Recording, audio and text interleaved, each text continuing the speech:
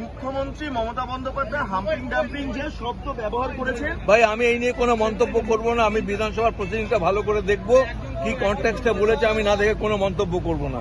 যা খুশি এখানে দাঁড়িয়ে যা খুশি বলে যাবে, এই বাজারি বক্তৃতা হয়ে গেছে। বিধানসভাটা বাজারি বক্তৃতা করার জায়গা না। আর এগুলো হচ্ছে কি এইসব মিডিয়ার জন্য এটা প্রশ্রয় পাচ্ছে অনেক বেশি।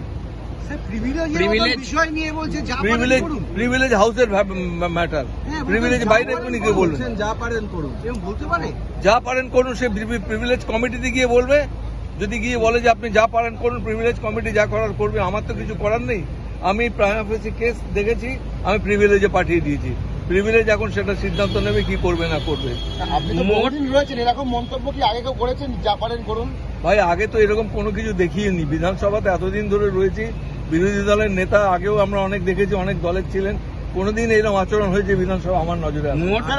অনেকবার হয়ে গেল। যেটা মুখ্যমন্ত্রীর এগেইনস্টে বলা হচ্ছে, যে শব্দটা উনি প্রয়োগ করেছেন, এটাকে আপনি শুনেছেন? হাম্পিং ডাম্পিং আমি কোনো শব্দ শুনিনি। I have never heard this. Don't introduce anything beyond what is there in the record. I tell you. Sir, Anubrata মণ্ডলের You may be very much inspiring to record all this, tell all these things, but that should not be done.